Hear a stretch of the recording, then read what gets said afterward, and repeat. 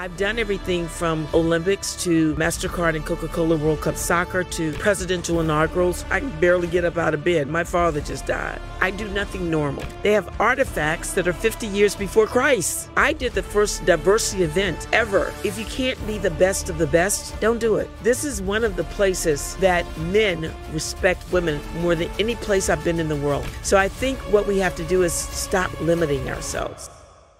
We ready to roll? Yeah.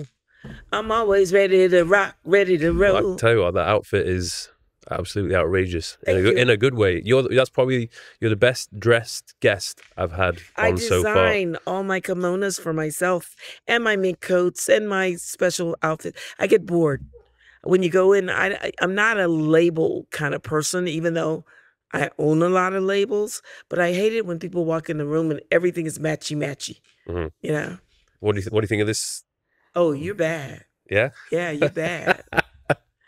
You know who Steve Wynn is? No. Steve Wynn is building the only casino in, what's it called? Wynn Resorts. Yeah. Yeah. A zillion years ago, I worked for Steve. Mm-hmm. For a short period because he wanted to open a casino in Atlantic City called the Golden Nugget. And Thurston Gault was his head of human resources.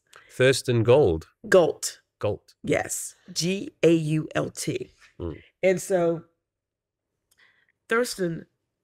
Great name, isn't it? Yes, I love it. Such a classic name. Played tennis with my brother. And I was on hiatus. I just took a year off because my father had passed. So I was deeply depressed in deep mourning, staying with my brother. Thurston came back from tennis one Sunday with my brother and said, we have a problem. The casino's not going to open. We have to do a 40-hour business communication course. And we have to hire teachers for every course. So that means we need 40 teachers or 20 teachers who can teach 2-hour courses or whatever. And he said, Mariyln, that's your area of expertise. Will you do it for me? And I said, I am so depressed. I can barely get up out of bed. My father just died. So he said, come on. We have to do it because they're not going to let Mr. Wynn open his casino if we can't do that. It was a part of the casino control license. Mm-hmm. So he talked me into it. I went to Atlantic City. I had 1 week to put this all together. And I did. And I was very proud of it. And Mr. Wynn asked to meet me. I wasn't a super, I was just working for him. And I went to his office. And when I opened that door and I saw him, I said, you're a good looking white boy. And he fell out laughing. He said, you're a pretty white black girl. And I fell out laughing. And it was like, this was a long time ago when he opened the Golden Nugget in Atlantic City. And I've never forgotten that. And he is such a class act. And Dubai will be, the UAE will be proud to have him. And any facility, he created the luxury of Las Vegas. He did Borgata, he did the Mirage, all those were his. And he sold them. And he kept elevating his game. And then it was the Encore and the Wynn. And now this. It's going to be incredible. Yeah, well, I think that's going to be happening in Dubai very soon. Yes, they haven't given in Rock Akama.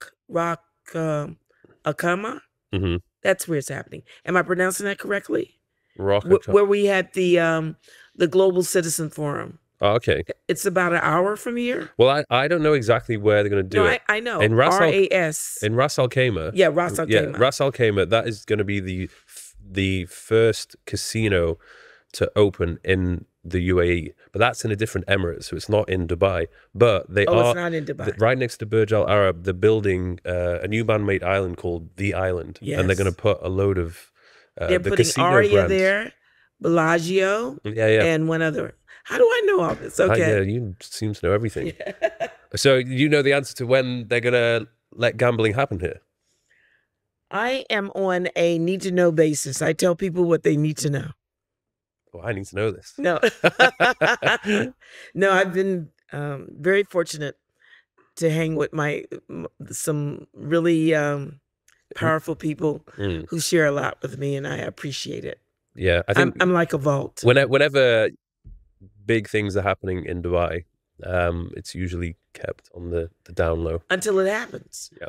And that's the way you're successful. Mm-hmm. You know, you don't have to talk about it, and you can check your ego at the door. Just do it, but do it so that it's more unique, more exemplary, more innovative, more creative, more visionary than any other thing in the world. And that's Dubai. That's very true. Yeah. How has your trip been so far? You've been here 2 weeks? I've been here 2 weeks. As you can see, I haven't gotten any rest. Literally, my day sometimes starts at 9 a.m. breakfast meeting and ends at 3 o'clock in the morning. So I've literally been going 24/7. And I'll meet someone who knows someone who says, "Oh, you do that. My friend needs you." There's so many opportunities in Dubai, and my forte is economic development, strategic marketing, tourism, anything to do with revenue generation and public relations and visibility of brands, individuals, enterprises, etc. So I have been so fortunate in Dubai to have such a cross section of people to reach out and want to have very serious meetings with me. I also own a private equity firm, and we have real estate investments as well as select entertainment properties, and also an American credit facility that we partner with that loans up to $25 million. So I've been very fortunate to, I call it snowballing effect. My friend that Saba, all of them say to me, "How do you know these people?" I'll be sitting down and they know I know nobody, and 10 people will stop to talk to me. Because I've said something to him, or we've run into each other in the elevator, we've had a conversation. It's just amazing to me. I feel like you've done it the old school way, like without the need of having that presence on social media. Social media is something that everyone needs. AI is the way of the future. I did it the old-fashioned way because that's what I was taught. So I built relationships from the time I was 11 years old doing my father's taxes. My father had a second-grade education, and my mother was a cook at an elementary school. But my father also was a janitor at Springs Cotton Mill, and he also ran 4 other businesses: a funeral home business, a transportation business, a building business where you built people's houses or rooms onto them, etc., and then a jack of all trades. So, and he had 5 kids. He put my brother through law school, this one through graduate school, more through, he always wanted us to get a great education. But the basis of my intellect came from my father and mother, because my father and mother, especially my father, had a PhD in life. So the relationships that I build are a byproduct of the personality that my mother instilled in me and the character traits my father instilled in me. People know if you're genuine. Yeah. They know. And they really gravitate toward people that they feel are genuine, that will help them and have their best interests at heart. And there's a lot of, with me, contagious enthusiasm, because I'm happy for you. I get that. I'm happy for your website. I'll do anything to help anyone. And that all comes back to me tenfold. I don't even look for business. I never have. From the time I was telling you about Ted Turner. Yeah. I don't even know if the cameras were on when I told you that. But one of the huge boosts to my career was Ted Turner, the Mouth of the South, Dick Parsons, the former chairman of Time Warner. And there was Ted Turner, Dick Parsons, and Colin Powell, all at the Trumpet Awards, which was an award ceremony that was kind of like very smaller to what I'm doing. I want to introduce to Dubai. But Ted Turner hired me for one event, and then another event, and another event. But what he said to the group at that first event, if you want it done well, then you need to call Mariyln. And my career just took off. And you were in charge of organizing the event? I was planned, coordinated, and executed it. So I got so good at doing that and adding a visionary, innovative touch to everything. I do nothing normal. Nothing. You will not attend I don't do events. I do event experiences, and I do epic event experiences. I've done everything from Olympics to MasterCard and Coca-Cola World Cup Soccer to presidential inaugurals for Clinton, or the environmental inaugural for Gore, or the ambassador inaugural for Obama, or the presidential appointees and Black appointees for Bush, for the Republicans. So I look at the creativity of an event as an extension into the future of the impact of that cause and that core message that the event creator wants to send. What's the secret to a successful event? Personal touch, Personal details. touch. I did an event in Africa called Musée National. I did it in Cameroon, and everyone told me not to do it. Dangerous. Dangerous. They don't have the infrastructure. The people won't be cooperative, and it will flop. Their Minister of Culture and Art flew to New York to meet with me to ask me to do it because of my reputation. And I said, well, let me come and see. And I flew over. If you have not seen their museum, you know how the White House looks? It's 10 times the size of the White House. The museum? The museum in Cameroon. And they had just renovated it to the tune of just you know, the paint and, you know, $10 million. Not much, chump change. But in the museum, they have artifacts that are 50 years before Christ. They have artifacts that are the original chains of slavery. They have artifacts that you can only imagine. And I'm like, I'm blown away. And so they didn't have a facility that I thought was of the caliber that it needed to be in order to host and maintain the caliber of people flying in for Musée National, for the renaissance of this museum. So what I did is I created a ballroom. I sent people to the rainforest for bamboo, and we made a floor. I ordered crystal chandeliers from China. I hired the locals to recreate animals of the rainforest that were oversized as decoration. I hired the local Indian population who had a monopoly on marble and the cement business to create marble backlit, 17 of them, bars that I designed. And I can't draw. I would just like draw and I would say, yeah, and I wanted to have an arch here and etc. And then I hired the local architect to create the stage that I envisioned and the local florist to show me a selection of the most exotic flowers there. And we created, every table had a different floral arrangement that was a symbol of Cameroon in Africa. And then I said, how many indigenous people do you have? How many tribes do you have? How many languages do you have? And they were like, oh my God, it's just indefinite, you know? And I said, okay, how long is the driveway up to the museum? And it's 1.25 miles long. So I took all those indigenous people in their original uniforms with their original instruments, and I lined the highway. God damn. And then I took the scent that everyone loves. It's like a jasmine, cashmere. It's a scent of the region. And I had them do the scent from the driveway up to the museum and inside.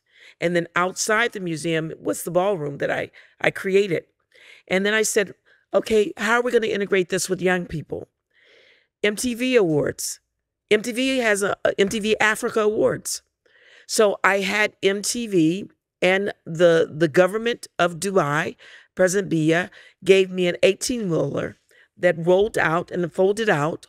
And I had all the winners of the MTV Africa Awards perform over there for kids. And then I put another stage over here. I flew in Diana Warwick, and she sang What the World Needs Now is Love, Sweet Love, and a couple of the major songs. That's what Friends are for, because it was a global event. And then I also flew in the premier ballerinas from New York's ballet, and I commissioned them to do 2 dances for the president. I also flew in the producer. His name is Jerry Wonder, Wyclef's cousin and best friend for the Fugees, and he produced a whole Fuji segment. Were you working with an unlimited budget? No, I'm going to tell you what my budget was, and it started out, and she said, "Oh, the budget's going to be $300,000." I said, "What am I going to do for that? I need $500,000. I really need $2 million." But because, you know, they had very small budget and they'd never done anything like this before. So I did all of this for $510,000. Wow. Yes.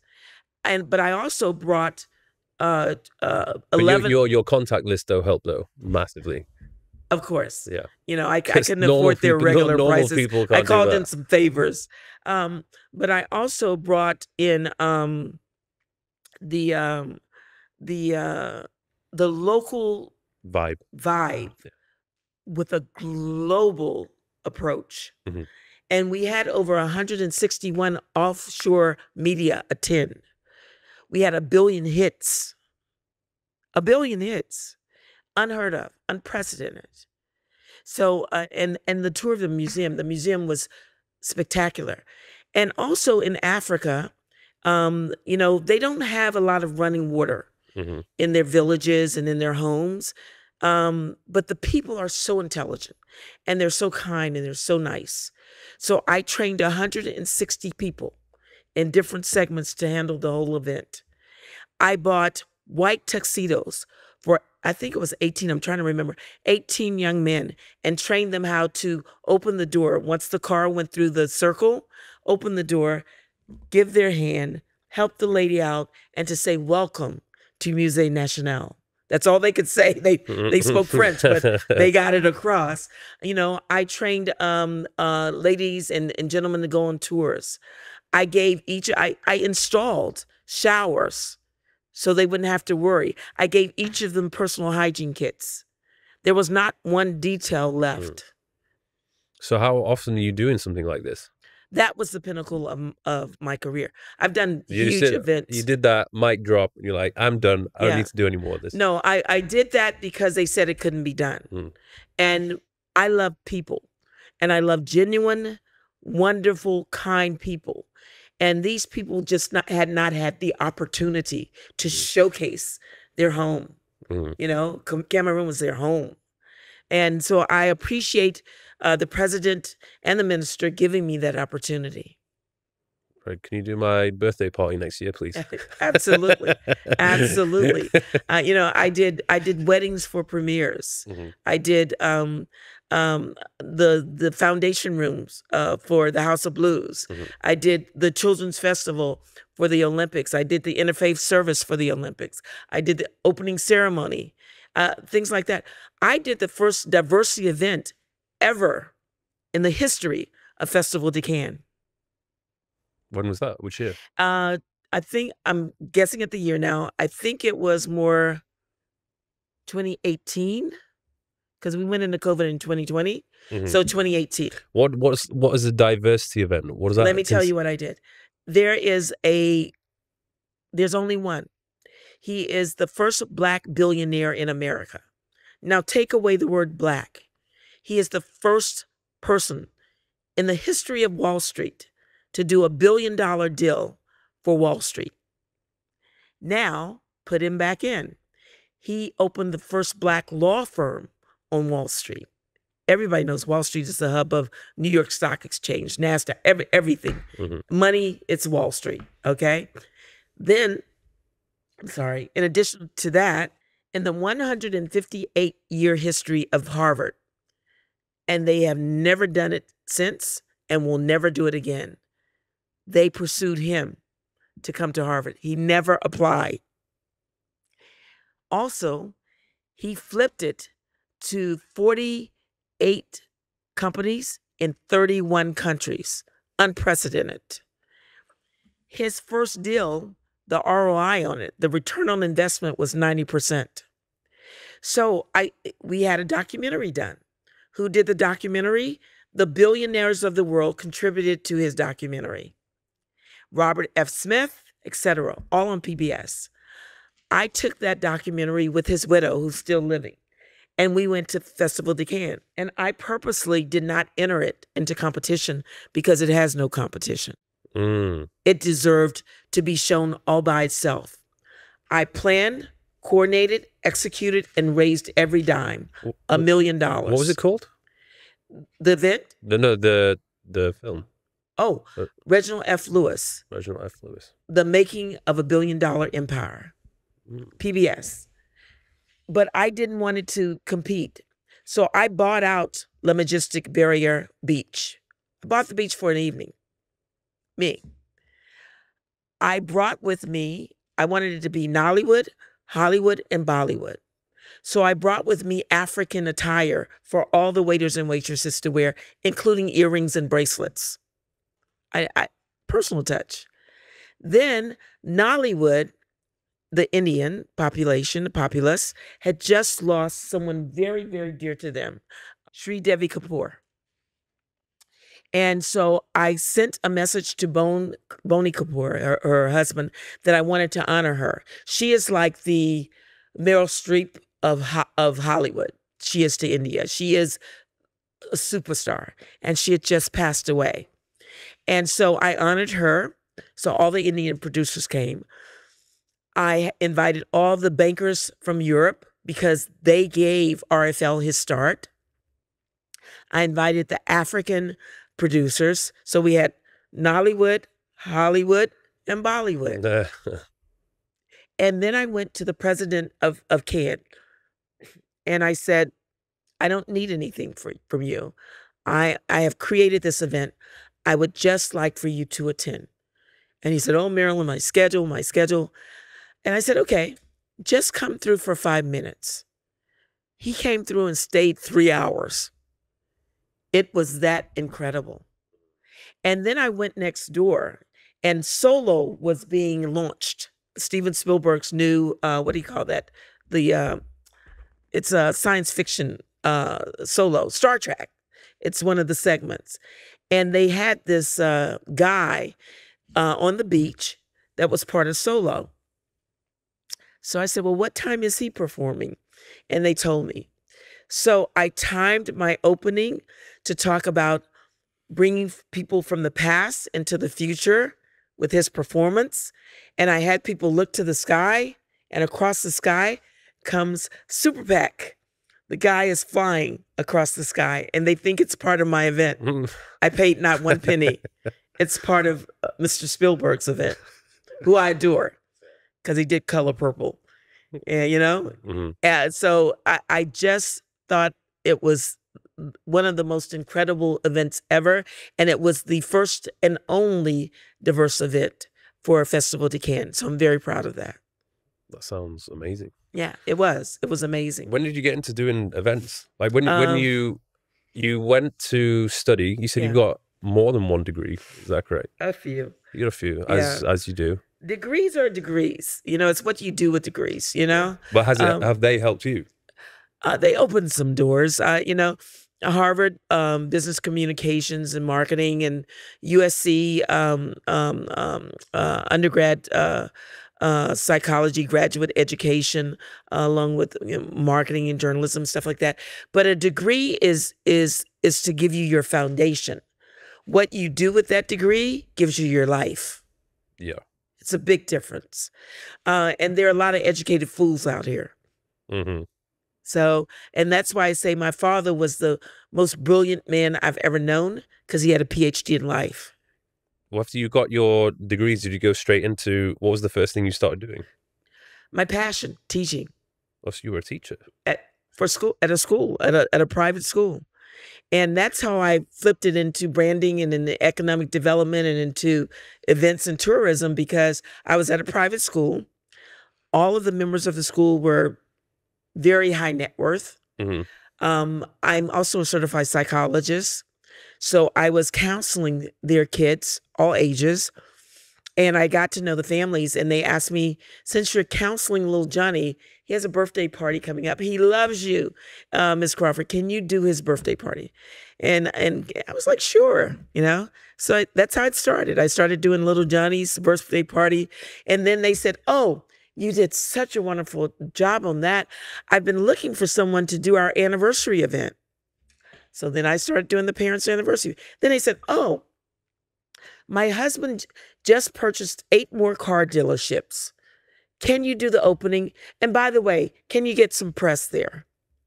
So it was all organic. Mm-hmm. And then it got bigger and it got global and it got worldly. And, FedEx came to me and Coca-Cola came to me and Matthew Knowles came to me for Beyonce and, Serena Williams. How are these huge brands finding you? Is it just word of mouth? Word of mouth. Someone would tell someone that they needed to talk to me. Mm-hmm.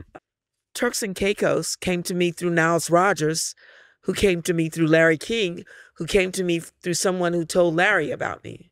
It's just word of mouth. So you basically just want to be so good that people talk about you and spread the word. If you can't be the best of the best, don't do it. If you can't deliver, don't do it. Mm-hmm. And let me tell you about my events. You won't come to my event and get a rubber stamp or a rubber band or a ribbon. Mm-hmm. I don't do that. My top events, I give a silver bracelet. And on that bracelet is the latitude and longitude of the event. That sets the tone. Mm. People will remember that as well. They're not going to forget about that. It's the best of the best. Mm. The people that have attended my events in Hollywood, at Cipriani's in New York, et cetera, call me and say, oh, when's the next one? They don't understand how much work and effort and collaboration and cooperation goes into that. Talk to me about, you do quite a lot with public relations. Yes. With companies and I guess individuals as well. Yes. At which point do you recommend an individual hire someone to help them with their PR? Because I've never worked with anyone directly within PR. Well, first of all, if you get a good PR specialist, a zillion people will say, I'm a PR specialist, I'm a PR specialist, but they don't know anyone. A good PR specialist can call up 60 Minutes. So you need someone who has the relationships. Relationships. It's not just the contact, it's the relationships. They can have a book full of contacts that you can Google. Mm-hmm. It's the relationships. Mm-hmm. It's and it's also, you don't want to do that until you have a foundation and they have something to work with. Someone called me, and I'm not going to say who because you'll know who it is, and they wanted me to get their fiance on the cover of a fashion magazine, and I won't say which one. GQ. Can I do it? Yes. Will I do it? No. Mm-hmm. I would not even accept their money because their fiance hasn't even been in the covers. So how I'm going, you can't just go from nothing to front cover. Right. You have to build to that. Yeah.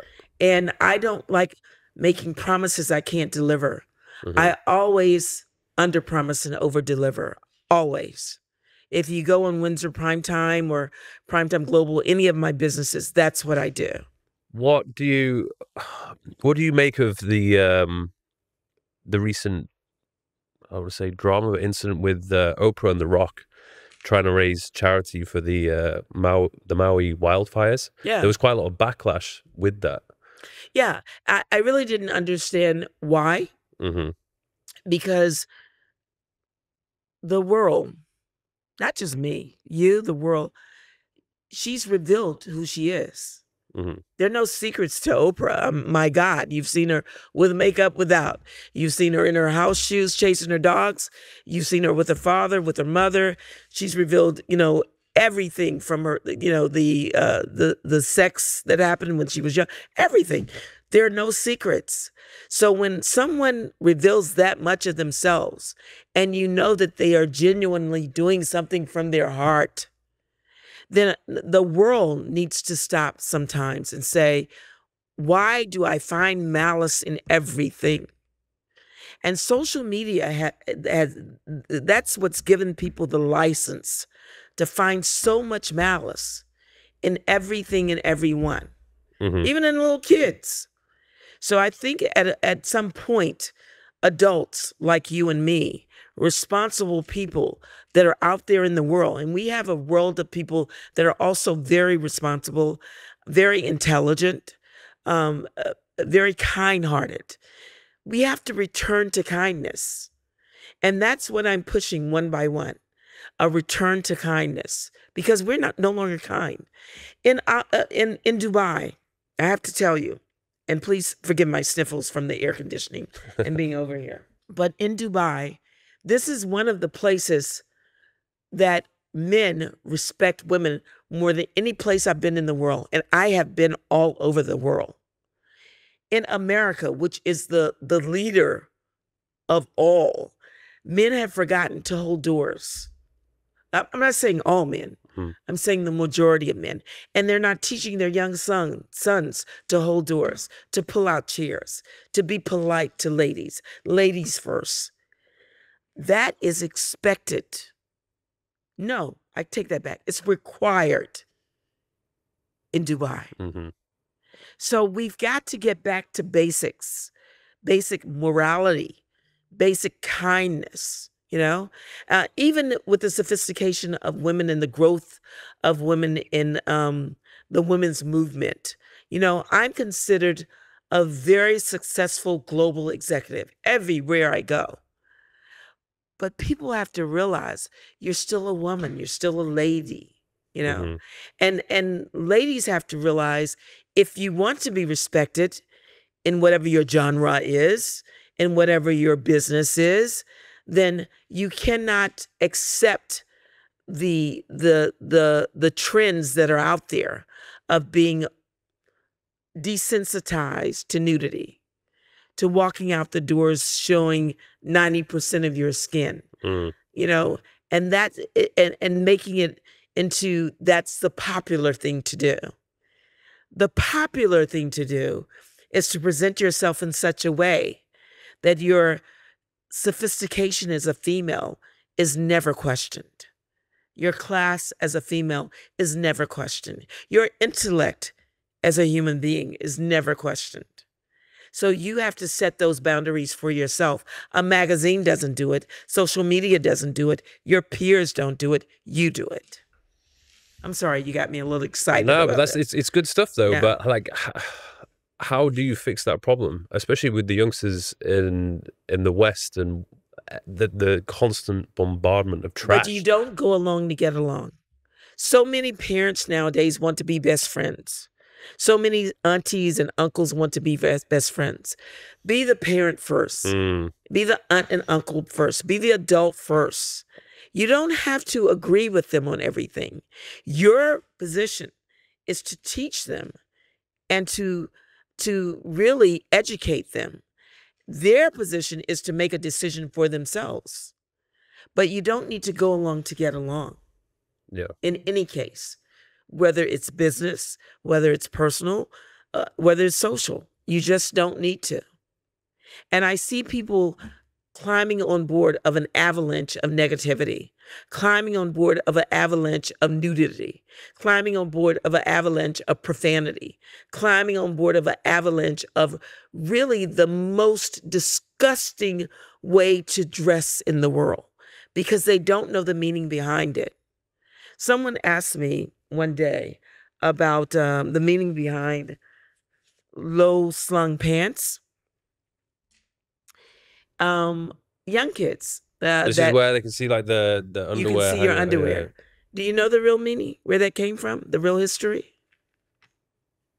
Nope. A lot of people think it's from two places.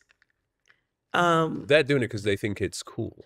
Yeah, but they're doing it because they think it's cool. But it comes from jail, from being institutionalized, from the penitentiary and not having the right size. Negativity.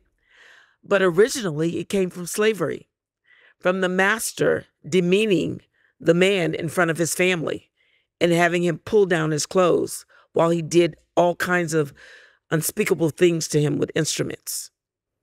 Now, if they knew that, if the rap song said that, would they want to wear it? No. And once a rapper becomes a certain stature, once he grows, once he becomes more educated in business and in global business, I doubt if you'll ever see him slinging it low. Yeah. We see the way Jay-Z dresses, Jeezy, Eminem. Hello? Yeah. Hello. Now, one person I haven't met that I want to meet is Jeezy. And Jeezy. Jeezy, I'm shouting out to you. Jay-Z definitely needs to sit down with me. I've met him before. You know, the Spotify Wrapped, he was my #1 most listened to artist. He's someone who I want to speak to. I admire him. Jeezy? Yeah. Well, then we have to get Jeezy.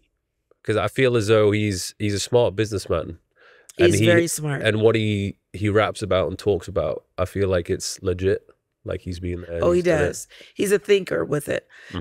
Jay-Z used to come to the Hamptons all the time. You know, Sean had his white parties and et cetera. And Russell Simmons is a personal good friend of mine, et cetera. So I literally initially met Jay-Z through Russell at a nightclub in the Hamptons, and he was a baby. I mean, Jay-Z was so young, and he probably won't even remember me, but we sat on a table together. This was moons ago before he was the Jay-Z he is today. So I definitely we need to hook up, and what I do and what he does, Rock Nation, we need to have a meeting nowadays. Well, yeah. What do you make of the whole Diddy situation? I think it's very sad. I mean, obviously what you do is you help people to build their brands, and we are literally witnessing the downfall of his brand. Well, actually, it's not the down. It's done. You think it's done? Yeah. How do you come back from this? Yeah. And it's so sad because I know his mother. I know Janice. I know him. I've honored him before. He received the top award from the first Black billionaire, you know, and he did great things. He made great music, you know, and I don't know if it's true or false, but the allegations and the quick settlement lead people to think whatever they want to think. With Cassie. Yeah. It's so wild. I can't, like, it, you can at one point be on top of the world, seemingly no problems, all the money in the world, and then next day everything can start going downhill. Well, you know, there's an old saying, what's done in the dark comes to light. And also, when you're in that position, many people will approach you with many things. And because, and I'm not speaking about Diddy, I'm speaking in general. When you're in a position like that where money is no object, access is no object, you've done everything around the world. So in that position, some people are looking for their next high. So you never know what the next high is. And unfortunately, you have to be very careful when you climb that ladder, because someone's always standing ready to take you down. Yeah. Always. And I think especially in today's world with social media. Yeah. Well, it's so much easier with social media. The truth comes out eventually. But it's so much easier with social media because one post goes around the world. And how many, I think it's 2 minutes. One post. And I don't even follow all of that stuff or keep up to date with it, but I'm getting bombarded with that stuff. Even on my Facebook feed, I'm like, I'm not asking to see this, but it's showing it to me. Well, I feel very sad and very bad for that situation, because so many men of color who really worked their derriere off to get to that level have been taken down for so many reasons other than the business. And if it's true, the consequences are the consequences. That's all I can say. What do you make of the Jada Will Smith situation? Oh, funny you should ask about that. Because once again, I was getting bombarded with, in fact, I was getting sick of seeing her face because she was just popping up everywhere. Okay, I've written on my post. I've had my staff, my team, my network write on their post, and it was one simple word to Jada: stop. Yes. We're not interested. It's too much information. And no matter what he says, it emasculates a Black man. Mm-hmm. It emasculates a powerful man. It emasculates a kind man. So I just think that there's too much sharing. And I don't understand why everyone feels the need to put everything on social media. Look, I had a pickle today. I'm going to take a picture. Who cares? You know, if you're a foodie and if that's, you know, your area of business, then fine. But I think especially with the younger generation, they have to be more discreet about what they choose to post, because it will never, ever go away, you know? And if you're in a personal relationship, let me talk to the women. 1 second. If you're in a personal relationship and you really are into this young man, even if you're married, you're into your husband, etc., do not send, post, think about sending, think about posting. Do not let it even cross your mind 1 iota anything that is any resemblance to nude, because it will get out. Mm-hmm. It will. And with AI is going to start controlling things. It's going to go, there's a company that I am a major part of called the Bizio. The Bizio is the only Black-owned cloud on the face of this earth. They just finished their AI and it's really AI generative enterprise. How do you spell the Bizio? Bizio. But they can just call Primetime Global. They can contact me at contact@primetimeglobal.ae. Because Primetime Global, we have all of the information. Is this the learn from industry experts? No, it's bigger than that. We haven't launched it in that way yet. Gail King. There's no website at the moment. No, by design. Gail King. Oh, trick! You're just teasing us. Gail King came to the launch. You know who Tiffany Haddish is? Mm-mm. Tiffany Haddish right now is the #1 comedian in the world. Tiffany Haddish. That's a #1 comedian, bar none, female in the world. She put in about $2.5 million. We raised some family and friends money. Gail King came to the lunch at Richard Branson's Virgin Hotel, and we launched it among, among some thought leaders, because we wanted their opinion. And people were fascinated. Mm-hmm. And what he did, this is a guy who worked with Black Rock in their back room for over 12 years. And then he came out and created this. And then he has the support of the guy that used to work in the back room for Microsoft. And then he went around the world and he hired 60 tech titans. I call them 60 tech assassins. That's what I call them. And they put together the most incredible platform ever. Is it the air conditioning? Yeah, it's the air conditioner. Because coming from super mink coats and degrees, and now I'm sitting in air conditioning, everything dribbles. Well, I've forgotten what it's like to be cold. I haven't been to a cold country for a long time. But I was in the bank today, and the cashier had a heater. I was like, "What are you doing with a heater?" She said, "Because it's air conditioning." She had a heater. I was like, "You gotta be kidding me." Wow. But anyway, so it's going to launch the beginning of January, and then they're going to open it up for more investors, but it's going to be incredible. It's going to take the world by storm. They're already doing, I think it's Ghana and is it Sierra Leone, a couple of their stock exchanges. They already have 3.5 million through 10,000 healthcare workers signed up for it. I mean, it's just going to be incredible. What is it going to do? It's an AI generative enterprise. It's going to do everything that Google, Microsoft, QuickBooks, Know Your Boardroom, all in one. It's a one-stop shop. It's one license and multiple applications.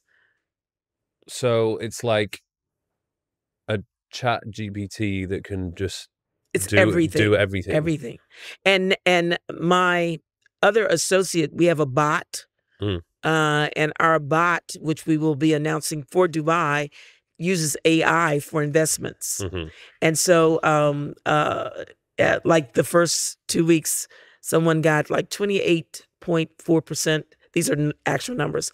The first 30 days, they got 50% return on the investment. The first 3 months, they got 102% return on the investment. But it's all AI. Yeah. It's not a human being telling you what to invest in. It's all AI. So I'll be launching that through Primetime Global also. And for people who don't know, Primetime Global, that's your company. Yes, primetimeglobal.ae is my company, and you can contact me at contact@primetimeglobal.ae. But I love your podcast. I love the way you do it. I love the questions you ask. I love the view that I'm sitting up here. Guys, you should be in this room. Drop dead view. Well, everywhere. I'm naturally just a very curious person, and when you came on, like I couldn't find a huge amount about you, but I knew you were somebody. Yeah. So I just naturally wanted to. Well, I think we should share to them that I took a lot down because I was getting inundated with requests. And my office, we do a lot. You know, we run 3 global businesses, and I just now I'm back, but I didn't want people to find me for a while. Yeah, you used to do a lot of mentoring.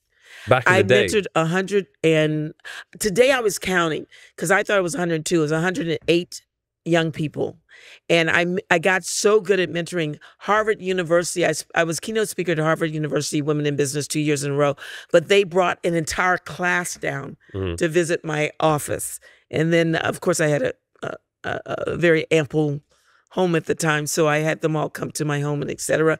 But after that, I was like, I can't keep mentoring. It's time consuming. It's time consuming, draining as well. And I took it very seriously. So now I have about maybe about 9 people that I refused to mentor that I mentor. They just won't accept no for an answer. What are these people? What are they coming to you for? Like how is it that you are helping them? Well, actually, I'm a life coach. I'm a certified psychologist. I am a businesswoman with a proven track record in epic experiences, epic events in economic development, business development, in tourism and travel. So a lot of people want to start businesses of that nature. I got a call today. My niece, I'm going to have to mentor her. But she's like, Mimi, I'm bored with the business I'm doing. Her husband passed away and left her very comfortable. She has 2 kids, but the last one's going to school this year. And she says, I want to do a business. I said, what do you want to do? I don't know what I want to do.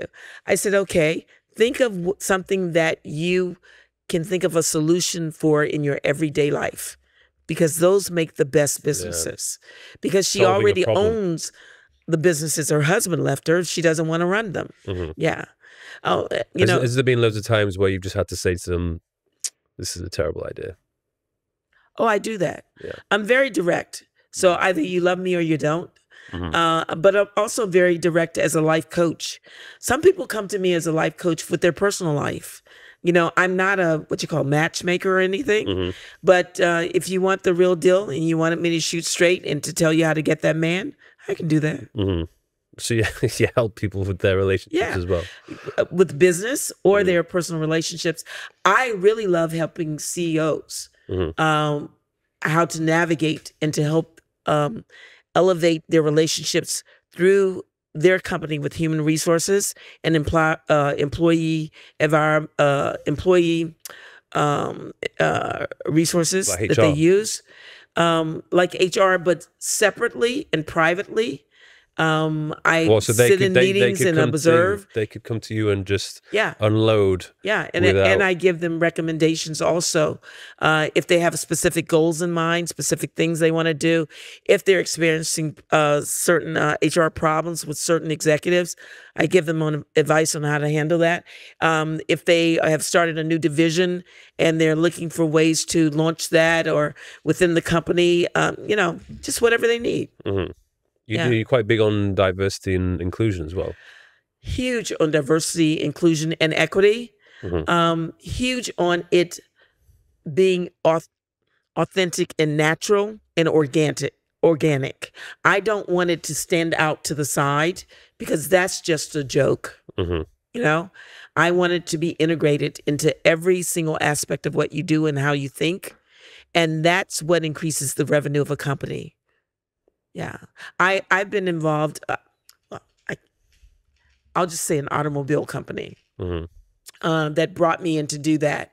And their first quarter, their sales increased 35% through many parallel ways, from branding to public relations to doing, I think we did 3 epic events, and through community outreach and affinity groups and databases. So the total impact was 35%, which is unprecedented.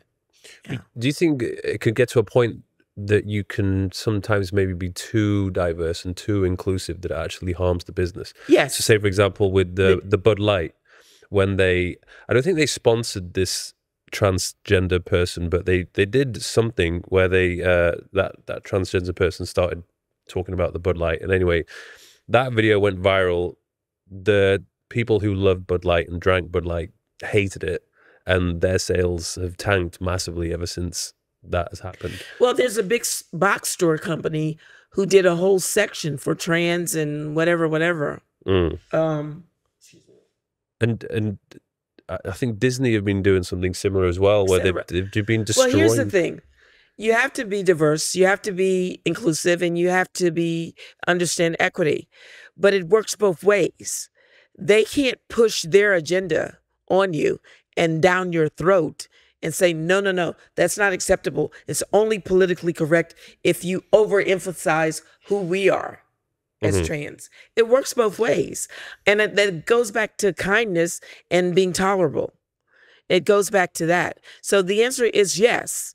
It can impact in a negative way if it's not balanced. It has to work both ways. And you think it's going back to where it was before? Like, what direction are we going in? What do you mean? Like the balance. Like now I feel like we're a little bit out of balance and we're just too far on the woke side. Yeah, I think we have to go back and balance it. Do I think we're doing that? I think we're edging back to that. But it also is basic human kindness. I can't stress that enough. Basic human understanding, basic human tolerance. But don't come at me just because I'm a female who's hetero and I don't live your lifestyle. Don't come at me trying to shove your lifestyle down my throat. That doesn't work. But I don't know what the solution is though. Like, how can you make people more kind? You can't make people more kind. That's an oxymoron. You can't make people more kind. What you have to do is you have to say, I'm going to be kind. I'm going to be the example, you know, and then hopefully it will be like a contagious enthusiasm that captures, you know, like Dubai is clean. It is the cleanest city in the world. Why is it so clean? Would you walk out on the street and drink your soda and throw it down? No. Or eat a wrapper and throw it down? No. It happens every day in New York because it has become the trend of the general populace. In Dubai, the trend here is to be neat, to be clean, to be, they call it city livability. It's illegal to be homeless as well here. Perfect. And guess what? There's no need to be anywhere in the world. There's enough food, there's enough shelter, there's enough money. So you're absolutely right. You're very on point. I haven't been to America for a couple of years now. I'm planning to go next year. America's changed. I've heard. It's changed. I think I went to LA in 2018. That was the last time I was there. And I think after COVID, apparently it just got really bad. And there's homeless people everywhere. In San Francisco, LA in particular. A lot more in San Francisco, but they're everywhere, to answer your question. But there is no need for that to happen. We have enough people with money, enough people that can provide housing. We have enough housing provided. We have enough. It's all about educating in the educational system. And hopefully we will return to that with our new presidential election, to an America that we can all be so very proud of. I love my country, love it. But we're going through changes, and the COVID impact did not help. But do you think you'll continue to live there, between there and Dubai? No, I'm moving between America and Dubai. I'm moving to Dubai, and I hope to eventually be a dual citizen of both. I love America. How are you gonna do that? It's so difficult to become a citizen. I love America. I'm manifesting. Hello, His Royal Highness. But I love America, but I also love Dubai. I love the people of Dubai. I have a great foundation here for my business, and great opportunities for the UAE globally. Yes, I will be going back and forth, but I do a lot of important, impactful things with for very powerful causes and powerful people, and I'd like to keep doing that. Can you talk to me a little bit about the basics of branding? Because I know you're big on that. You know how to help people to build a strong brand. ACE. Analyze, communicate, and execute. Elaborate what that means. Everybody says, oh, I want to do this, I want to do that, I need to brand this. So I have, first you have to analyze, what do you have? Do you really have a brand? Or do you have a product? Do you really have a database? Or do you have some people who know about you and you post? Do you really have the right person doing your creative material? Do you really have a business formula or system in place to scale? What do you have? You have to analyze it and to know what you have. And then you design a communications plan around what you have. And also it has to be based on what you can afford to do. You asked me when we started out about when do you know it's the right time to hire a PR person. There are levels of PR people. The right time to hire a PR person is really immediate, but depending on the level. And communication is key in whatever you do. I have people that I did business with over 30 years ago who come and find me to do something new in their life. It's all about communication and relationships. And it's all about the trust with that communication. And we live in an era of AI. We live in an era of social media. There is no excuse not to be able to communicate, because even if you don't know how to write, chat AI. Yeah. If you don't know what to say, chat AI. If you don't know, what someone's title is, what their passion is, how they treat their family, social media. If you don't know how huge a company is, what its valuation is, what its vision is, look at their annual report. Everything's at the tip of your finger. Everything. Communication is key. So that's your A.C.E. And then you have your E, your execution. And I love the way Dubai does it. Shut up. Don't talk about it. Analyze, plan it, create the business formula, create the communication. Then, only then, when you peek your head above water, do you execute. because by that time you're so foregone. It's so good. It's so unique. It's so powerful. No one can catch up with you and no one can touch you. And that's why I'm bringing Global Titans to Dubai. It's going to be incredible. Do you think that Saudi could overtake Dubai? Like, do you think they've been observing what Dubai has done? Are you serious and you want me to answer this question? Yes, please. Being a global businesswoman, are you serious? Yes, please. Do you ask the question? Ask it the way you want to answer. No, I think it is going to take over. In this world, there's always an opportunity to take over first. It depends on the mentality of the people who got there first, the hungriness that they want to keep it, and the access to the innovation to do it. Mm-hmm. So based on that criteria, the decision is yet to be made. Mm. Even I'm thinking myself, I want to be one of the people that gets in there early. Gets in where? In Saudi. Well, then go. Yeah. If you want to get in there early, the time to go is now. Yeah. But I feel like it won't be maybe until another 4 or 5 years. No, I've been reading their iSmart Technology City. Mm-hmm. But you have to realize Dubai wasn't here overnight. No. You know, I did the opening of Dubai Atlantis with Saul Kirshner and Jerry and Zarilla. Which Atlantis? The Dubai Atlantis. The first one. Yeah, the first one. And from being here then and being here now, it's a world of difference. And the growth pattern is so huge. But the royal family has such a magnificent eye for uniqueness, for talent, for technology, for innovation, for creativity, for vision. You got to run some to catch up with them. Mm-hmm. This now is the entertainment capital of the world. It's the most powerful, one of the top 10 most powerful cities in the world. And matter of fact, I looked it up, and I think today, and they were saying it's number 7 or 8. To me, it's number 1. I'm sorry. I looked it up today, and they were saying it's number 7 or 8. And to me, it's number 1. This, to me, is where everyone who wants to launch anything that is futuristic comes. Mm-hmm.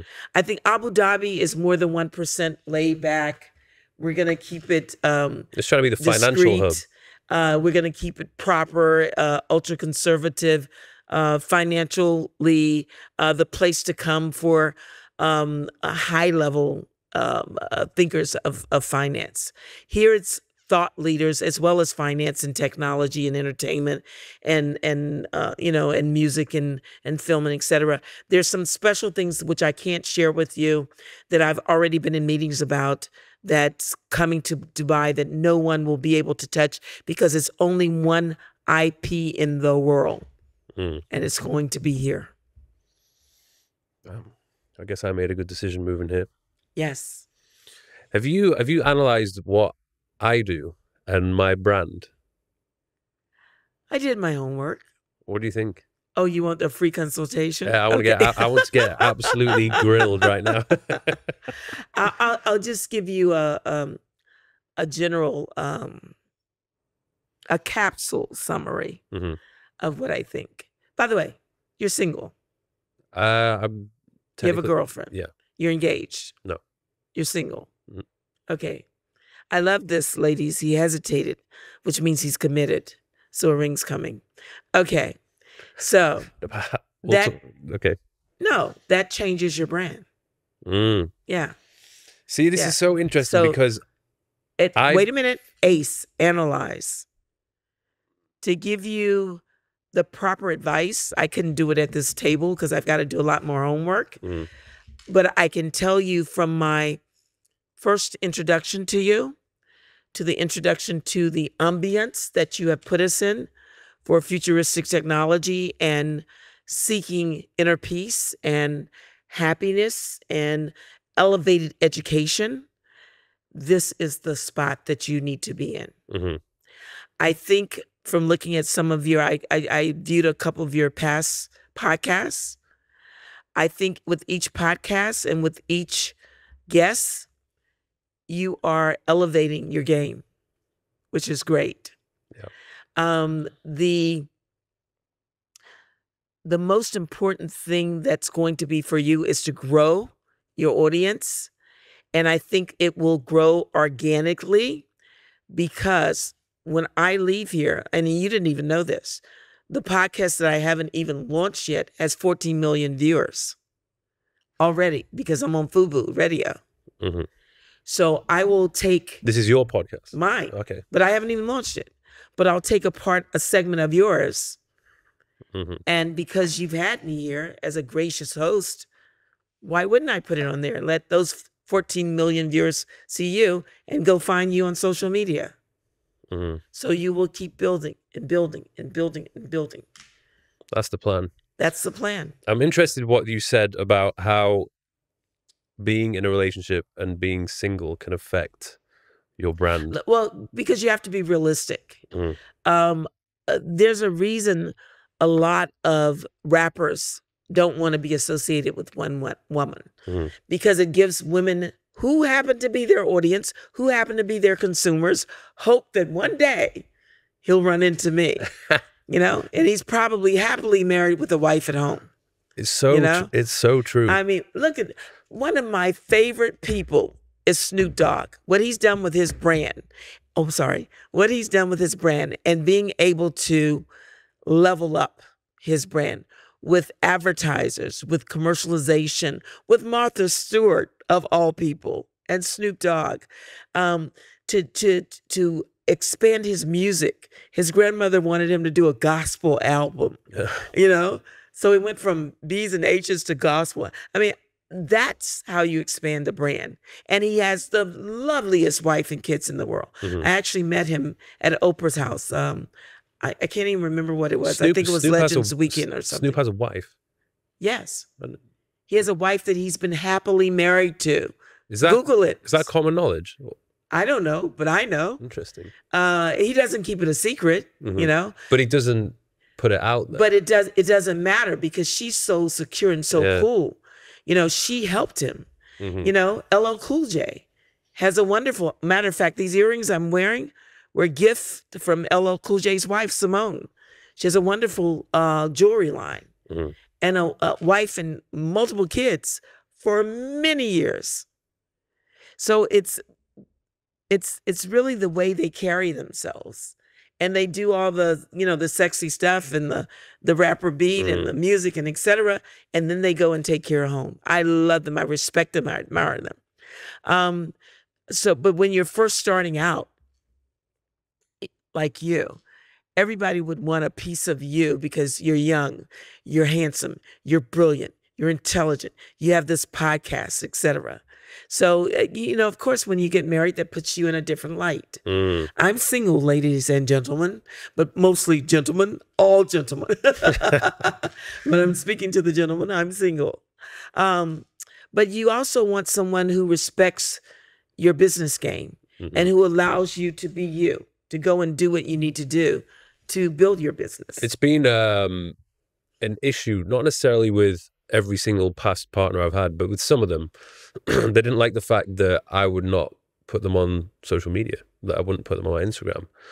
And I'm like, my brand, it's a business, and it works better if the perception is that I am single. People want to see that. The moment that I start flashing all the relationship lovey-dovey stuff, people don't like that. And I can see it. Like if I post a couple's picture, I lose thousands of followers. Yes. Because you give them hope that maybe one day they'll be with you. But here's the thing. Any partner that is insecure because of a picture post, you don't need them to be a partner. Because you're in a business, and you're in the business of building your business. So, you know, I'm okay looking, and I travel the world.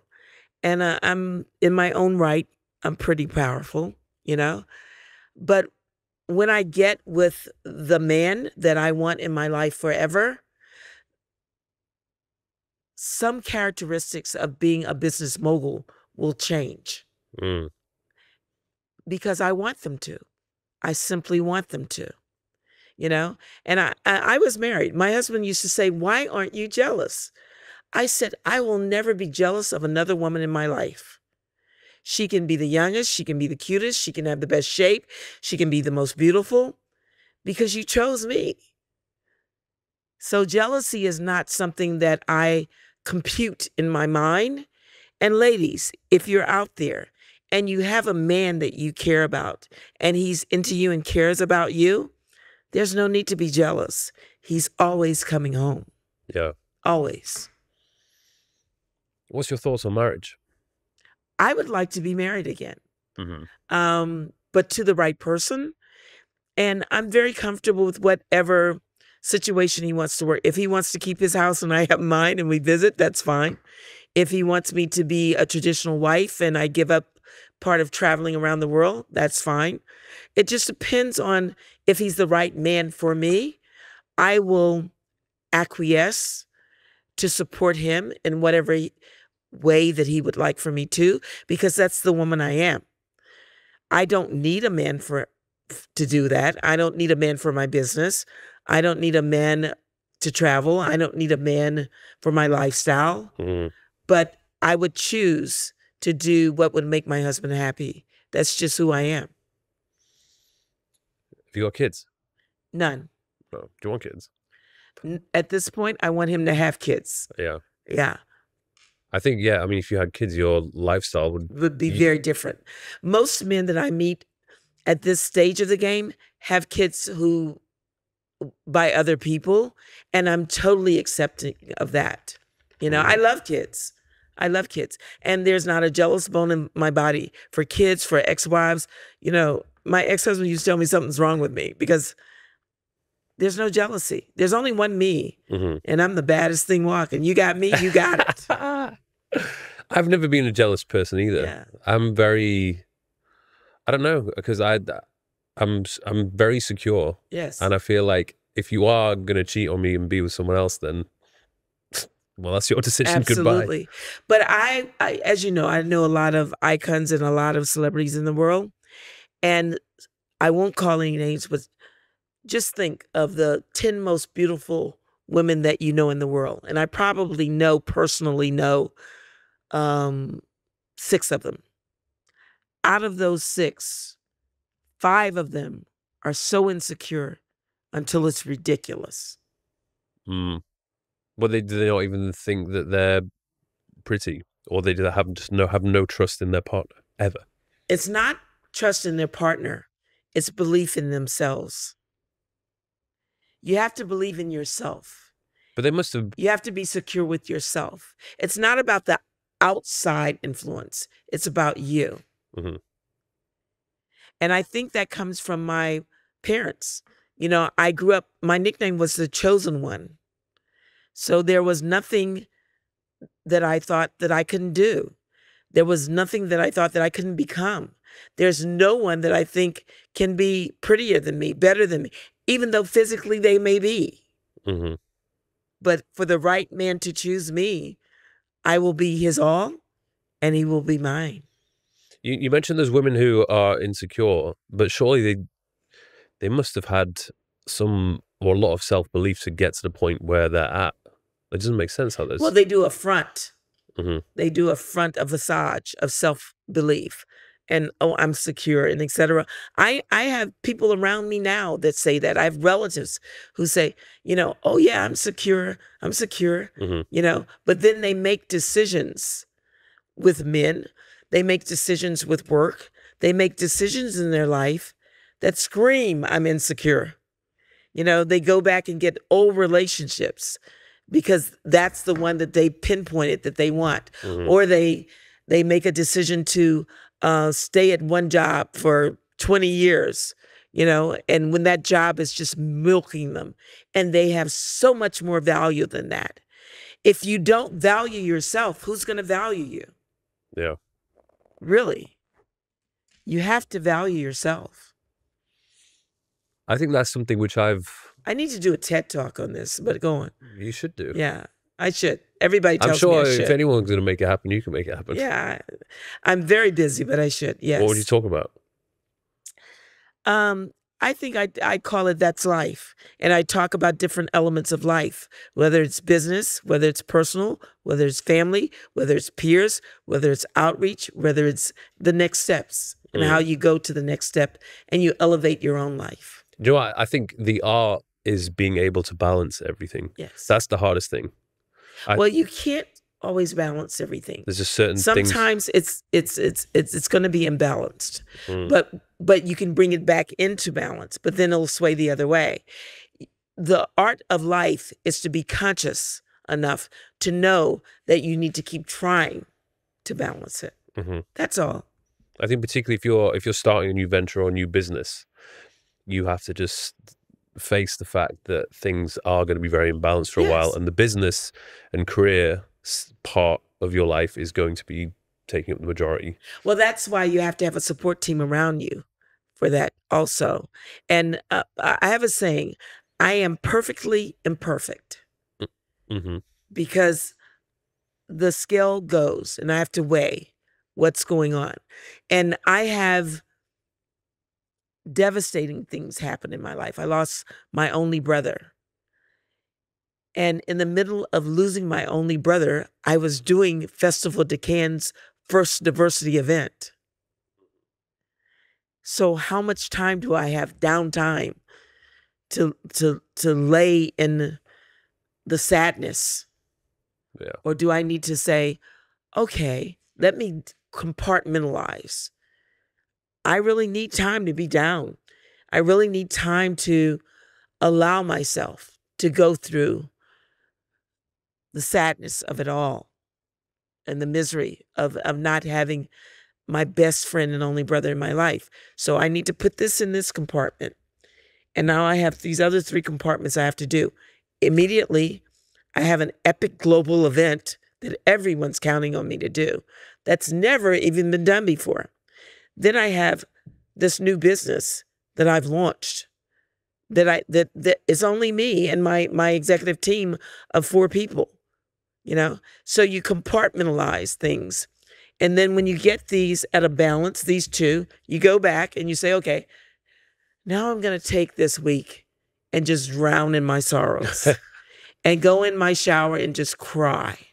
10 minutes, just cry and scream. Come out, go to dinner, close a $1 million deal. There you go. That's balance. Everyone has their ups and downs, and so do I.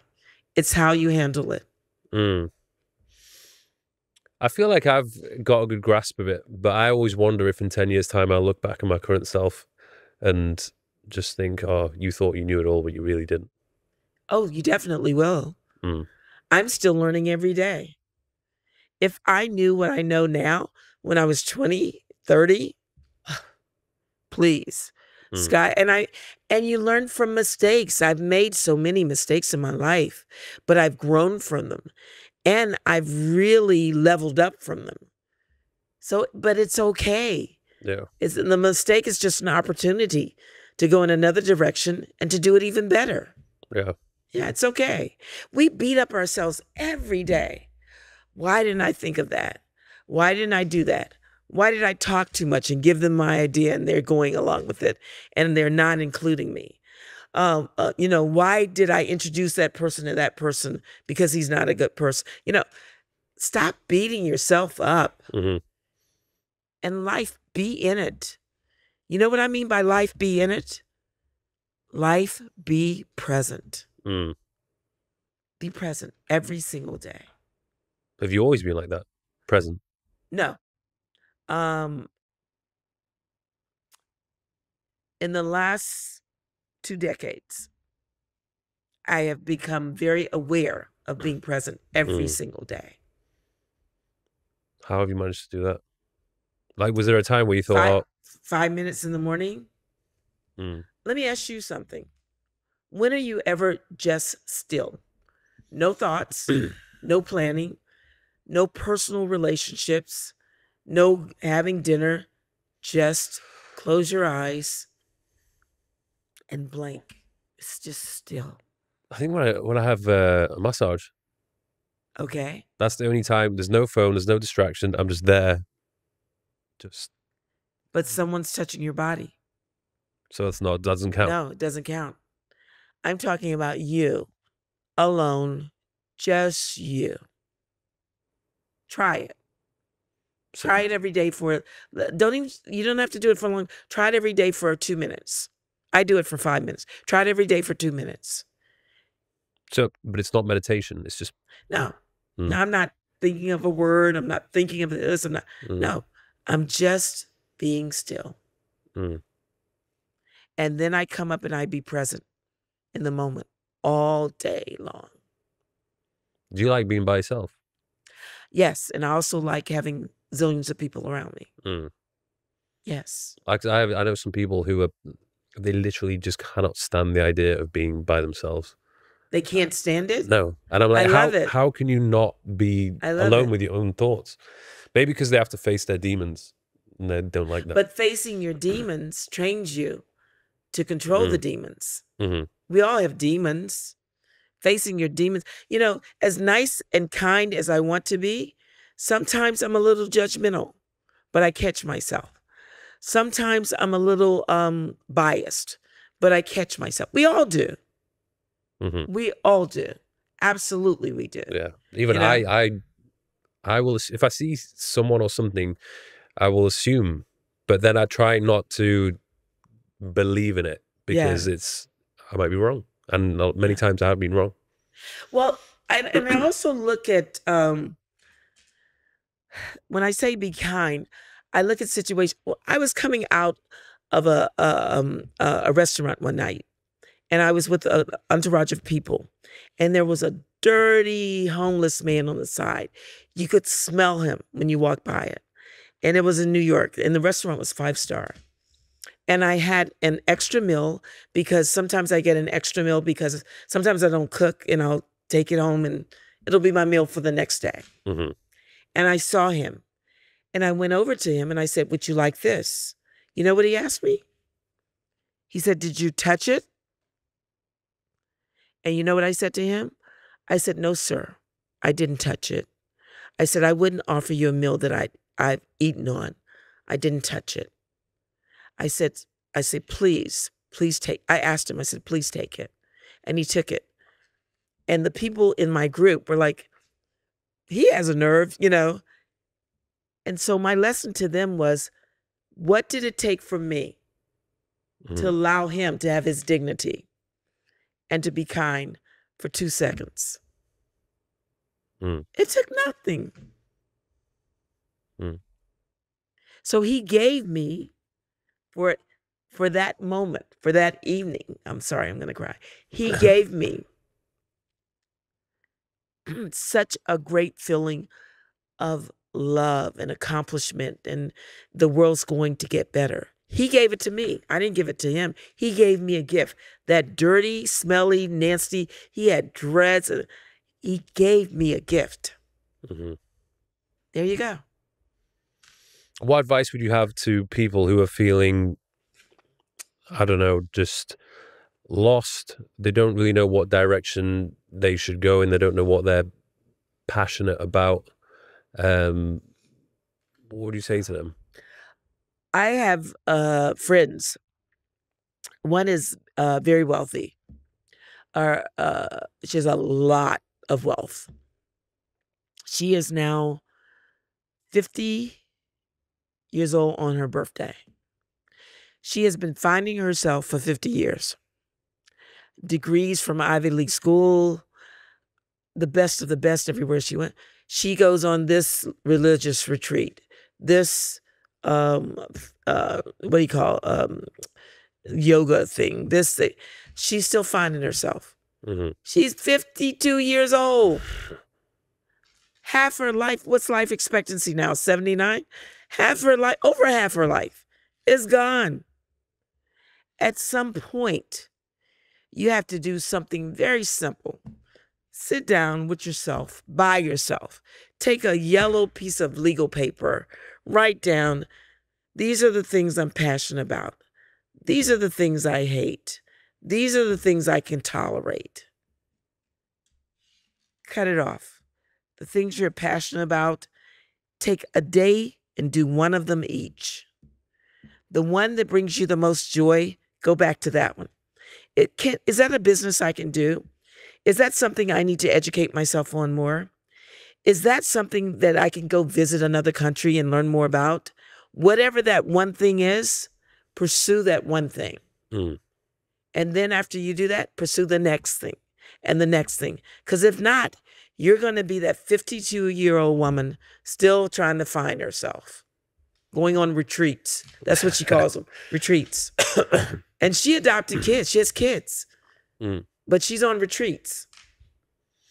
It's funny because I think when I finished school, I was 18, went to university, finished that when I was 20. And the moment I started pursuing a career in fitness, that was when I knew, okay, this is the thing I'm supposed to do. That was the thing I think that was the thing I was most passionate about. Mm-hmm. I was also very passionate about music. I think in another life, I probably would have done something with the music. If you had to say what you do now, beyond the podcast, because you've left fitness. The podcast is still, it's a segment of the thing which I'm doing at the moment. It started off as, honestly, I did this because it was, first of all, it was a challenge because it was just doing something new. I don't consider myself to be a host or a podcaster, but I thought, hey, let me give it a try. It was an opportunity for me to network with people, to build the brand, improve the brand. So I don't want people to see me as Mike the fitness guy. I want people to know there's more to me. So what do you want people to see you as? By the way, you're not a podcast host. You're a conversationalist. Yeah. So don't put yourself in the box. That's what Joe Rogan says. He says he doesn't interview people. He has conversations with people. You know why Larry King was Larry King? Why? Because if you asked anyone that he ever interviewed, it was like sitting in his living room. Mm-hmm. He made them feel so comfortable because Larry King had the unique ability to bring your life into his life. Mm-hmm. So I that's the thing. I'm at a point now where I've done a lot of the hard work. I've built a bit of a following. I have a brand, and I'm in a great position where ultimately I'm at a crossroads where I could go in any direction I would choose to follow.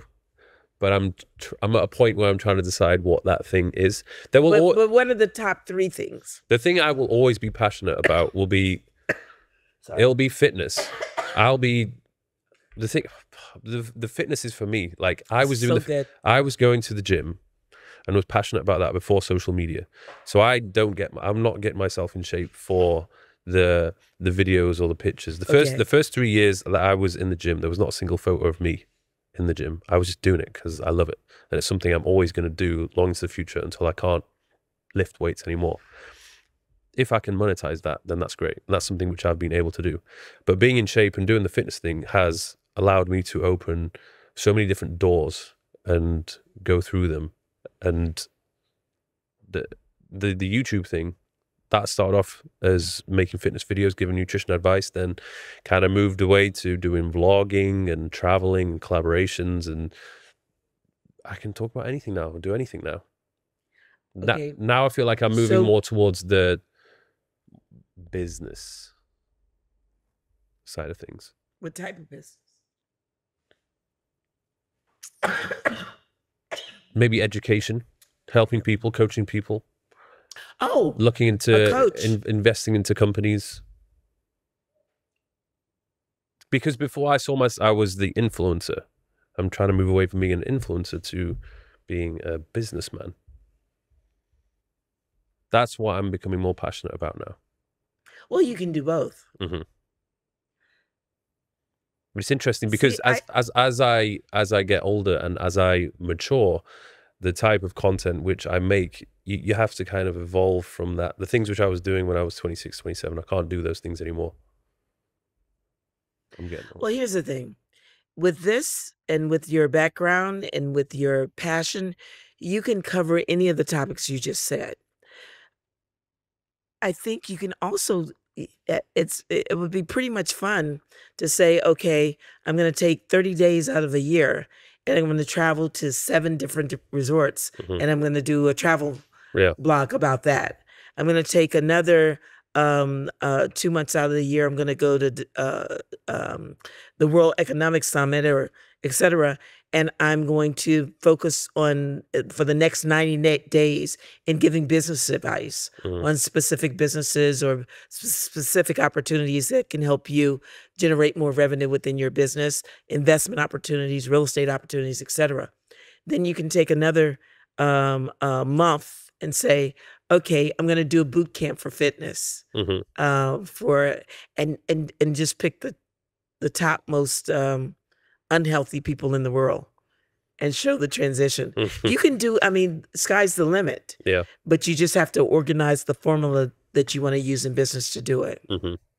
I think it's important to, particularly if you've been around for a long time, like you'll probably notice this with artists, it's very rare for artists or rappers to remain relevant for such a long period of time. Usually they peak and then whatever happens, they just are no longer popular anymore, and they just. Did you see Andre 3000's interview? Talking about the flute album. Yes, and everybody is criticizing him, and I just think it's wonderful because he's doing what he really cares about. What he really cares about, but also it's brought him to a new level of creativity for his music. And you never know what he's going to do in the future. He might do another rap album. He might he might start doing literally art, or you never know. So I just think people limit themselves. There are no limitations on life. You don't need to limit yourself with everything that, and when we first sat down, remember I said, I hate when people ask me what I do. And you said, it's probably because you do several things well. And you also don't want people to think that you are a jack of all trades and a master of none. You want them to know that you do several things well. So that's the challenge with people like us, because you have a passion and you have a proven track record to do several things well. If you wanted to open a gym, that's a no-brainer. You know, you want to do your travel blog, that's a no-brainer. So I think what we have to do is stop limiting ourselves. We have to prioritize always and I always do I call it a trifactor. I prioritize 3 things at a time. And then when I get those 3 done, I go to 3 other things. I get those 3 done, so I go to 3 other things. That's what you have to do, but never limit yourself. Life is limitless, so you don't need to do that. I think it's really interesting though, because I know there's some people who are doing the whole fitness thing, but because they've been labeled as just a fitness guy or a fitness influencer, they feel as though, oh, well, that's what I do, I guess. So that's what I'm going to carry on doing. Yes. When they could have potentially done a few other things, but because they've been told by other people, like, oh no, this is what you do, you're the fitness person. You know, I faced that at certain times when I've tried to do different things. I've had people say like, oh, but this isn't really what you do. And I said, well, I decide what it is that I want to do. And I'm fairly confident that whatever I choose to do, if I am genuinely passionate about it and I go all in, I'll be very good at it. But it's just a matter of deciding, like I said, okay, so what are those things which I really want to go all in at? Because I've been in a situation before where I honestly have been trying to do too many things. And when I try and do too many things... That's called youth. Yeah. The things which I was good at and which were working for me, I actually started to neglect them a little bit, and they started to go downhill because I was trying to do all these other things. Because they weren't challenging enough. You were set on making sure that the other things worked out too. Yeah. I think I get bored quite easily as well. Yeah. If I do too much. But that's why you got to prioritize. Pick 3, then 3 more, then 3 more. 3 is the lucky number. The trifactor is the lucky number. I have friends that are from all walks of life, all socioeconomic levels. You know, my clients have been high net worth to CEOs, you know, billionaires, you know, across the board. presence. Everybody has been a client of mine. And what I do, and everybody, you asked me about my book. I started writing a book during COVID, and it will be finished by the end of next year, because I always get distracted because huge opportunity. I'm still living my life. But my point is that everyone that I've met, I take a little something from them. I learn a little something from them that helps me on my journey of life to make my decisions on the next step I want to take. You know, I would love to be, you asked me about marriage, to be married. But until that day comes, I am giving my all to my clients, to the success and the impact of changing the lives of people in the world. The things I do are so impactful. I feel those are my babies. I'm contributing to this planet. Yeah. So that helps me to be very happy. Because ultimately, a relationship and a marriage, that is going to take, it requires time and effort to allow that relationship to flourish. Oh, it certainly does. But also, you have to make the right selection. If you select the right mate, it requires time, but it's not overly sensitized with time.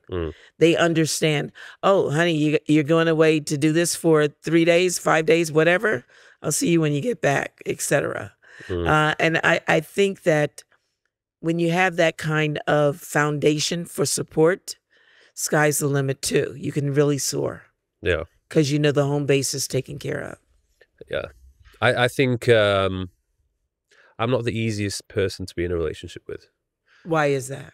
Just because of my lifestyle, what I do. I'm not the type of person that, I don't go out to clubs or anything like that, but social media. You just told me when I came in, you don't go out a lot. So why would you think that would be difficult for someone to deal with? The only thing that would be difficult if you weren't flexible enough, if she liked going out, you let her go by herself. Go, you know, one night a week or whatever. If she wants you to go with her one night a week, then you acquiesce and you do that. It's called flexibility. So I wouldn't say you're difficult. I would say you need to be more flexible. But maybe it's the attention. Yeah. Yes. I get quite a lot of attention. And when you go out? Everywhere. Well, whoever you chose will too. Yeah. Well, it's true. So I'm like, stop complaining. You get it as well. Yes. And it's okay. Yeah. That's why you have to choose the right person, because it's the right balance. I unfortunately in my past did not choose the right person because they couldn't deal with my popularity. They couldn't deal with me working, doing iconic events around the world. So you have to choose the right person. They were very jealous. Because of the attention you were getting, or because because you were doing better than them in business? A little bit of both. Yeah. But it doesn't matter about the business as much. I'm always going to get attention because I don't try to get attention. I get attention just because I love people and I love life. Well, you give off a good vibe, the way you dress, the way you speak to people. Well, like, of course you can get a lot of attention. But I don't try. I'm not trying to get attention. I just love people. Yeah. You know, I don't meet strangers. I've never met a stranger in my life. There's not anyone that I won't go up and talk to, whether I know them or not. It doesn't matter.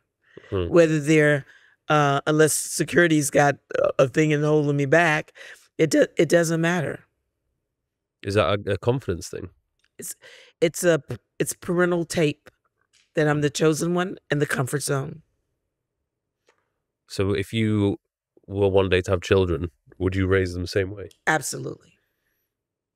You tell them they're the chosen one? Absolutely. I guess it would work. But there's always the risk that it could backfire a little bit if they get too much praise. No, here it is. It's a balance. It doesn't mean that you're arrogant, entitled. Because I think one of the great things about my upbringing in Leeds was that I had a great group of friends, but we all used to make fun of each other in a playful way. But we used to roast each other. And I think that kept me quite humble, and I never took myself too seriously. Well, listen, you're always going to be, if you really have real friends, they're always going to kid you and roast you and etc. I didn't mean to leave any of that out. Mhm. I mean, even with that going on, and if I were to take you home right now, oh my gosh, my family would, they would roast you to no end, no end. But the thing about it is you'll deal with it, Yeah. you know, and you know it's people that care about you. So, but I don't mind any of that for my kid because it makes them stronger. What I will never teach my kid is to be entitled or arrogant Mm. because you miss so much when you're entitled and arrogant. You miss out on so much when you don't know when to be silent. Mhm. Because you can never learn. The person who has to take over the conversation and talk the whole time misses out on the knowledge that he can get from everyone else around the table. Or if you make a comment and immediately they're off and it's all about them, they miss out on so much. Mhm. And life is such a quilt. It's such a fabric a plateau of so many fabrics that are embroidered together. And I've been fortunate to have walked with kings and queens and have met sheikhs and presidents and have shared lunches with janitors and receptionists and secretaries and have hung out in the park with strangers and just talking to them about their kids and their vision and their dreams, and to have met people from all across the world, from Africa to Australia to Canada to, you know, the UAE, Caribbean, Asia, because we all make up the world. And it's not so much, see, nowadays people are trying to make it not be a melting pot. This is yours, this is mine over here. That's your nationality, that's your race, that's your creed, that's your religion. People are trying so hard to make everything a problem. Mm. Everything So true. is a challenge, you know, that we can't control them. We can only control ourselves. Mhm. So my life be in it is about embracing life in the present and also being kind to everyone I meet, no matter how they treat me. I'm always going to be kind to them. I'm going to choose kindness, and then everything else is on them. And just think, if the majority of people chose kindness, wouldn't that be contagious enthusiasm? The world would certainly be a better place. Absolutely. Yeah. Out of all the people you've met, who's surprised you the most? As in, like, Surprise me? you had like an assumption about them, but they just shocked you, and they ended up being the complete opposite of what you thought they would be.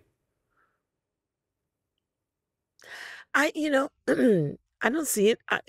This is going to sound really quirky, but no one's really surprised me because I read people extremely well. Oprah's a huge star, but she is what you see. Her heart, but she's a no nonsense person. She's not a pleaser. Mhm. She's going to tell you what she thinks, when she thinks, and how she thinks it. But her heart is so wonderful and pure, and she's a fantastic, intelligent, uh, um, elevated human being. Larry King, who I lived at his house, in his guest house with for a year, is just who you saw. Larry King from the Bronx, from around the corner, who would go to Nate Now's for a bagel, you Mhm. know, who walked down the street and everybody, Larry King, hey, how you doing? But Larry was just Larry. He was just a round the way guy who happened to interview everyone who was anyone on the face of the earth. And living in his house was such an honor, his guest house, an honor and privilege for a year. Um, I mean, You I'm say trying to think of who I would say. I you don't even know who I would say that surprised me. you say you're a good judge of character. So how can you spot someone who is full of shit? or is all talk but no action? They're just For me, I nice. think it's just an innate thing. I don't even think it's my psychology and psychiatric training. I think it's just an innate thing. I have that sense. Mhm. And when they are talking too much about, see, some people talk about who they know because they really know them. Some people talk about what they do because they really can't do it. Mhm. Some people are too interested in showing you an over flamboyant side because they have no substance. Mhm. When someone walks into the room and they have on 50 labels, visible labels, I don't need to be bothered with them. They're very insecure. They really don't have any substance, and they have very limited knowledge of personal interactions. Mhm. When someone walks into the room and they can have on labels, but they're not that visible, they're very subtle, and the conversation is about the person. I met with a company that's really major here. I don't know what today is. I think yesterday I met with them. I've had so many meetings. And the first 30 minutes of our conversation was about our personal life. His wife, his kids, my family, you know, uh, what I did growing up, what he likes to do, um, educational opportunities for his kids. It, we didn't even talk about the business. That's a man he's in the right position because he is capable of developing high level relationships that will be there 50 years from now. Mm. 50 years from now, easily. I've noticed the older that I get, the better I am at reading people. And I Yeah. wish that I'd had that. You know, they say trust your gut instinct. But I feel like when you're in your teens and early 20s, your gut instinct doesn't really know anything. Like you develop No, your they gut. aren't. They don't. But also people reveal themselves. They show you who they are. Little things and little conversations or little activities, people show you who they are. But You what, just have to believe it. mm, Sometimes we don't, oh, I'm sorry. I know I'm supposed to do this. But sometimes we don't believe it. We'll say, "Oh, no, no, no, no. That was just one incident." We will push it to the side. "Oh, no, I really don't want to think this about him." But deep down in your heart, when they show you who they are, you have to believe them. yeah. I think one of the biggest things, I get a lot of opportunities that come my way, particularly when it comes to business. And especially with in the past, I've gone into business with people and it's ended up being just an absolute disaster. And that's something which I'm so careful about now. If I'm choosing to collaborate or do something with anyone, they really have to be somebody that I trust and I believe in. And also, what you want to do is, I've ran huge businesses. And because of the brand that I already am, I have to be very careful who I align myself with. You want to test them out. Give it a test run before you're in a permanent business with anyone. Give it a 90-day trial. Let's see what we can do on this launch together. And then see how they plan, coordinate, collaborate, how they engage you in activity for those 90 days before you sign on the dotted line. That's a good idea. Yeah. I learned to do that. I didn't do it at a younger age. I learned to do that. Mm-hmm. And it's easy because they will reveal themselves. With Primetime, is that all you? Uh, Windsor Primetime is all me 100%. Primetime Global, I have 2 other partners. It was 3, but now it's 2. What's the difference between the two of them? Windsor Primetime I've had forever, and it was mostly American-based, but we did things all over the world. Primetime Global is gonna be Dubai-based, doing things all over the world, Mm-hmm. and mostly focused on the UAE and, the Middle East. Do you have any other businesses or that it's I meant have a something? business that is an investment business, which pays exemplary returns to people who want to invest with me, guaranteed returns with real estate, because I have access to great properties, some of which are distressed properties, some of which are new properties. But the way that I've set up the portfolio that we've set up, I have 2 other partners, the portfolio, it offers people an opportunity to invest with a guaranteed return of X amount each quarter with a boost that we how do I say this? We purposely underestimated the return, which is huge. And they like, you can do that. You're going to guarantee me that. But we know we can do double, triple. The way we set it up, it's very unique. Matter of fact, it's so different. A man who did worked for the I think I'm trying to remember. It was either the Rockefellers or one of those historical groups. He was one of our consultants on this. That's it. And he said he's never seen it done like this, and it is one of the best equity firms and business models he's ever seen in his life. And it's just property?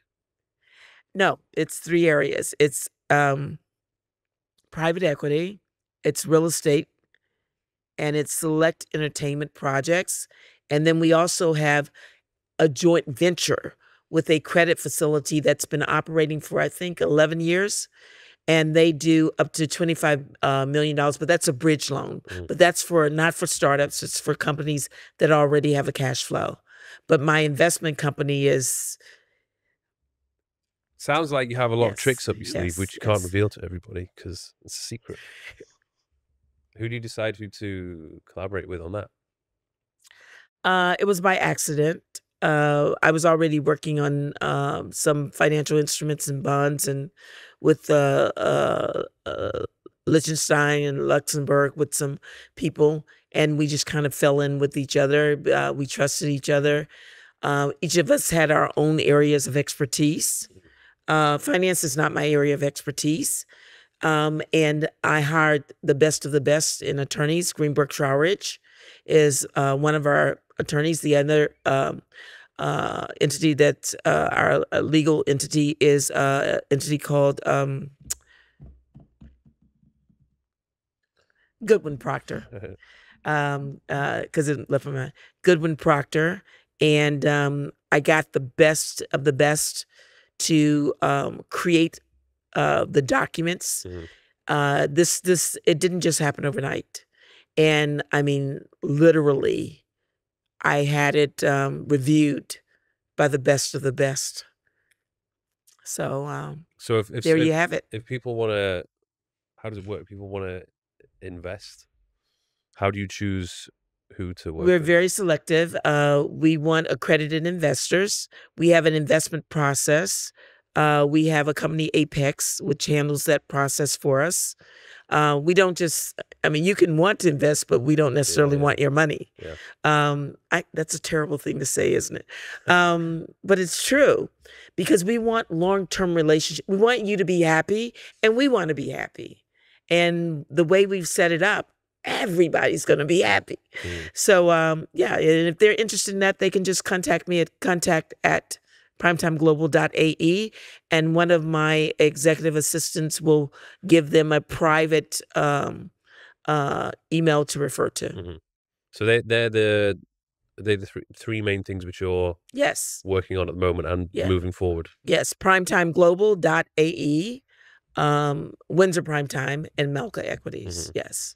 Yeah. And of course the book, which will come out. Yes, I've got to get time to finish the book. I honestly don't know how people write books. I don't even know where to begin. Well, I would like to do it one day, but... Well, with technology, what you do is you just dictate an hour every day or 30 minutes while you're sitting here looking at this absolutely gorgeous view. You just dictate every day. One of the largest things that I'm going to be doing in a country, I don't know which country yet, they're going to have to talk to me about it, is Global Titans. And that Global Titan Honors is going to put the selected country on the map forever. And that's going to be an accelerated and elevated honoring of people in, I think it's 16 disciplines across the board, but it is the best of the best, with the best host of each segment, the best philanthropists, the best in technology, the best in real estate. Everything is the best of the best. I'm very proud of that because I did it on a smaller scale for America, and it was a huge success. I mean, and at that event, Wyclef and Patti LaBelle, they were my entertainment. I had billionaires come in, etc. And Dionne Warwick asked me the other day, when are you bringing that back? It was the best of the best. The CEO of 3 Fortune 500 companies said, can I be a part of it? I want to sponsor it. I want to be a part of it because it's going to be incredible, not only for the country, for the people, but also for the businesses of all sizes. Is it going to be an annual event? It's going to be, I was going to make it every 2 years, but we shall see because I think the demand's going to be annual. Would you, I'm trying to compare that to something that exists. There's nothing that exists. You can't compare it. Think of the Nobel Peace Prize, the Grammys, the Oscars, BAFTA, the National Philanthropic Award. Think of all of those rolled up into one. There you go. You got it. Very cool. But think of it very polished, very elevated, and also with an element that reaches down and brings up the starter companies. So you got the best of the best with that element that's never been done before. Very cool. I'm looking forward to seeing the details. Yes. The little details of everything. They will be released. They will probably not be released until March, the details, because I'm just deciding which... We're making country? Some decisions. Yeah. Amazing. Country and companies, yes. Awesome. Well, that's pretty much it. I'm going to wrap it up now. Thank you very much for that conversation. Thank you very much for having me. I'm sorry about the nose sniffle thing and coming from New York and in the mink coats and freezing weather and coming here and walking out and the air conditioning. It's caused my nose to start sniffling at night. Is that where you're going back to tomorrow? Yes. Tomorrow I fly back to New York, and then I was just invited to speak at Davos on the 15th for the World Economic Summit. And then I'll be back here in February. Nice. Yes. Hopefully we'll meet up then. Thank you. And thank you for having me. You were a gracious and wonderful host. But you're not a host. What are you? I'm a conversationalist. Yes. Thank you. There you go. I wanted you to correct me. Yes. Thank you. Awesome.